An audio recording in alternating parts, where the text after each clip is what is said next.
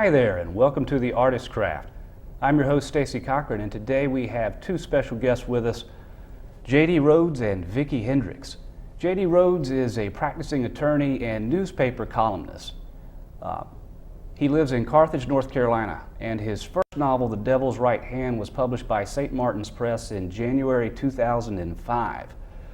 His second novel, A Good Day in Hell, was published in March 2006, and his most recent novel, Safe and Sound, was published just this summer. A little bit about Vicki Hendricks. Vicki is the author of the noir novels Miami Purity, Iguana Love, Voluntary Madness, and Sky Blues. Her short story, Rebecca, appears in Best American Erotica 2000, and Stormy Mon Amour appears in the collection Tarte Noir in 2002. She lives and teaches in South Florida and enjoys rock climbing, bird watching, and has made over 500 skydives in her lifetime. So, Vicki, let's start with you. What is something that has happened in your career, publications, events, finding an agent, that is particularly inspiring? What is? Well, I hate to say it, but the short answer is when I got the money. Good answer. Good answer. My first novel. It was my thesis for my degree at FIU, the MFA in creative writing. I had two instructors there, James W. Hall and Les Standiford, who both had the same agent, and I sent it to him. Got a negative response back. Said I could maybe talk to him if I were to make the murderer a man instead of a woman, move it from the dry cleaners to a coffee shop, and don't kill the dog. So, which was good advice, and I never had to do the other two things. But what happened was he talked to me, and it sounded like nothing was going to happen, but I said I would think about making those changes. And I was going to Art of the Wild in California, a conference that weekend. So I mentioned that, and I said, well, I'll talk to you Monday after I get back. And when I went to the conference, this is kind of a fantasy that I never even had, but you know, a fantasy come true. I was sitting in a workshop in a circle with people, and a fiction workshop, and somebody brought a note from the office that said, your agent called and said Sonny Maida wants to buy your first novel. And I said, I don't have an agent. You know, this has to be a joke. And that's all I could think of, but it was a great feeling nevertheless, so I decided to go with it. And people bought me drinks, and I drank them, and I figured Monday the whole bizarre thing would be over when I got back home and found out what the truth was, because I couldn't call them back at that point, and it turned out to be true. So it was great.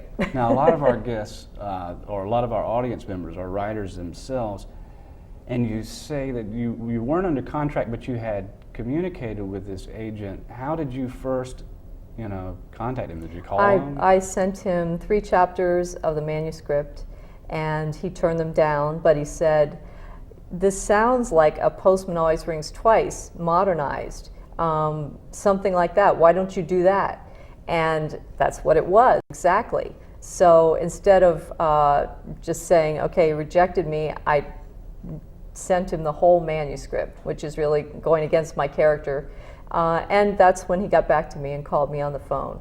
So apparently then, right after that, he must have given it to Sonny Maida, who read it instantly and loved it. So it was an exciting time, it sounds like. Very exciting. I was headed off to Peru in a few days, though, so I had to, and I was going for a month to do an Earthwatch insect collecting thing and go to Machu Picchu and all that. So, and I was there at Machu Picchu, buy the book, because I still wasn't sure at that point, because I hadn't met with them. And were you able to communicate very well from there with them? No, I couldn't communicate at all. I just had to wait till I got back. So that extended the excitement and the suspense. Yeah. Very good. How about you, Dusty? What moment in your career stands out as something that's really inspiring to the writers that we have watching us tonight? Well, I like Vicki's original answer. Getting funny. paid is definitely a real jolt in a good way. I'd have to say though, other than that, one of my favorite moments, really one of the most inspiring moments, is one thing you've got to understand is that the people who write mysteries, thrillers, crime fiction in general are some of the nicest people you ever hope to meet. They're just enormously open and giving, which is unusual considering that we write about serial killers and people blowing each other up and things like that. But the people you meet in this community are just fantastic. And so one of the great moments that I had as I was doing a panel, I was offered a chance to do a panel with a guy who's one of my favorite writers, an Irish writer of noir. His name is Ken Bruin, and they basically contacted me, his bookstore contacted me, and they said, well, we've got a panel discussion coming up on noir. Ken Bruin is part of it. Would you like to be there? I was like, well, who do I have to kill? Just tell me, what do I need to do? Do I have to crawl to Houston on broken glass? Just tell me, I'll do it. On the way down there, though, I became, a little less, a little more scared, basically, because I'm meeting this guy who's my idol. I mean, he'd given the book a good blurb, but I didn't know him and didn't know anything about him. And I'm like, this, everybody's coming to see him. He's the big draw. I'm going to be in his shadow. I'm never going to get anything to say. Why did I do this? So I walk into the bookstore, and Ken is in the back signing stock. He's signing his books. Gets up, walks over to me, hugs me, and says, I just wanted to tell you I really love The Devil's Right Hand. And I was like, Lord, take me now, because I will die happy. So that was the moment when I really felt like this was going to work. This was that I was part of something, that I was part of the community again. Yeah, I was part of the community. Well, that's one of the neat things about this particular community is the warmth and chemistry that we really do have in the mystery hard-boiled community. So Vicki, talk a little bit about how some of the great hard-boiled writers of old, like James M. Cain, Patricia Highsmith, and even James Ellroy still today, how has his work influenced yours? Well, I have to say, I wasn't at all influenced by James Ellroy. I met him after I had written my first novel, because he was sort of my teacher for how to go on a book tour. So that was fun. So he's more of an influence on my book tour self. But, and Patricia Highsmith I've always admired, especially Strangers on a Train, the psychological aspects of that. So I'm not sure, maybe that had some influence on me.